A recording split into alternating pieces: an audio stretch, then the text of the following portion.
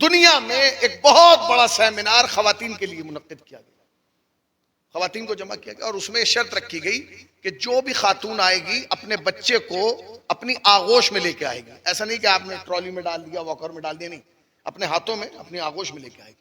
ہم اسے ریکارڈ کرنا چاہتے ہیں اور دیکھنا چاہتے ہیں کہ ہر آنے والی خاتون ایک ہی انداز سے آتی ہے یا کوئی فرق ہے. کیمرے لگا دیے گئے امام جعفر صادق، اور یہ جو ریسرچ کر رہے ہیں اور یہ جو بیٹھے ہوئے ہیں اور یہ دیکھنے والے، ان میں کوئی شیعہ نہیں ہے کہ جذبہ آپ جو نعرہ لگا رہے ہیں چکر میں کہ ہمارے امام ہیں. نا، وہاں معاملہ امام کا نہیں تھا، وہاں معاملہ تلاش علم کا تھا. کیمرے لگا دیے گئے. اب جتنی بھی خواتین آئی ہیں اپنے بچے کو کہاں لیے ہوئے ہیں؟ اس ہاتھ سے لیے ہوئے. انہوں نے کہا ٹھیک ہے، آ گئی. انہوں نے کہا جی آپ نے اس ہاتھ میں کیوں نہیں لیا؟ کہا جب ادھر لیتے ہیں تو تھوڑا وزن ہوتا ہے، جب ادھر لیتے ہیں تو تھوڑی راحت اور سکون. اور پھر انہوں نے پوچھا کہ بتاؤ کہ جب تم انہیں بچوں کو سلاتے ہو تو اپنے دائیں جانب سلاتی ہو یا بائیں جانب، کس طرف؟ تو انہوں نے کہا اگر ہم سیدھے ہاتھ پہ سلاتے ہیں تو سکون سے سوتا ہے، اور اگر اس کو الٹے ہاتھ پہ سلاتے ہیں تو سو تو جاتا ہے مگر رات بھر بے چین رہتا ہے، آنکھیں کھلتی رہتی ہیں. انہوں نے کہا یار یہ کیا معاملہ؟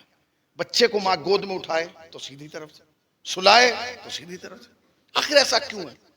تو انہوں نے کہا کہ بھئی معاملہ یہ ہے کہ شاید یہ بچہ جب سوتا ہے سیدھی طرف تو اس کے کان میں کوئی آواز جاتی ہے. اب ماں تو خاموش ہے تو آواز کہاں سے جائے گی؟ تو پھر انہوں نے تحقیق کی تو اندازہ لگایا کہ جب ماں کا دل دھڑکتا ہے تو اس کو بچے کے کان محسوس کرتے ہیں اور سنتے ہیں، عادت ہو جاتی. انہوں نے ماں کے دل کی دھڑکن کو ریکارڈ کیا اور ریکارڈ کر کے باقاعدہ اسے آزمایا کہ جب تک وہ ریکارڈنگ چلتی رہی بچہ سکون کے ساتھ سوتا رہا، جب وہ ریکارڈنگ بند ہوئی تو بچہ بے چین ہو کے اٹھ گیا، بیدار ہو گیا، ہلچل ہونے لگی. انہوں نے کہا ہو. اب انہوں نے کہا اب یہ تو ایسے نہیں ہے، اس کے بارے میں کسی نے تو کچھ کہا ہوگا کہ بچے کو سیدھے ہاتھ پہ سلانا ہے کہ الٹے ہاتھ پہ. انہوں نے ریسرچ کرنا شروع کی. لندن میں ریسرچ ہو رہی ہے. اب یہ بتائیے لندن میں ریسرچ کس پہ ہوگی؟ دنیا کے جتنے بڑے اسکالر تھے سب کو پڑھا گیا، کسی نے نہیں بتایا تھا کہ بچوں کو کہاں سلانا ہے. کسی نے نہیں بتایا.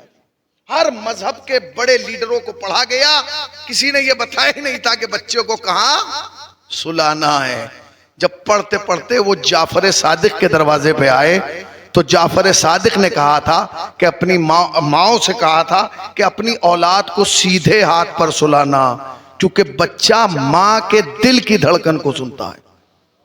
انہوں نے کہا کون ایسا آدمی ہے 1400 برس پہلے بیٹھ کے آج کے معاملات کو حل کر رہا ہے؟ کون ہے؟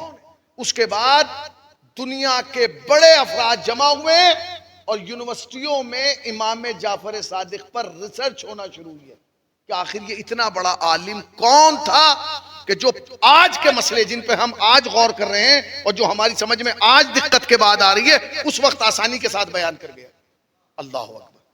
امام جعفر صادق نے صرف مکتب تشیع کی تبلیغ اپنی قوم میں نہیں کی. یہ جو آج آپ کہتے ہیں نہیں ساری دنیا میں جعفر جعفر جعفر کیوں؟ بھائی جعفر جعفر اس لیے ہو رہا ہے کیونکہ 4000 طالب علم، وہ 4500 یا 5200 طالب علم امام جعفر صادق کی شہادت کے بعد جب دنیا میں پھیلے نا اور انہوں نے اپنی اپنی کرسیاں بچھائیں اور اپنی اپنی مجلسیں لگائیں اور اپنی اپنی کلاس لگائی تو ہر پڑھانے والے نے یہی بتایا قال جعفر قال صادق قال جعفر قال صادق. اتنا قال جعفر و صادق ہوا کہ دنیا میں سب کے نام دبتے چلے گئے، جعفر کا نام بلند ہوتا چلا گیا.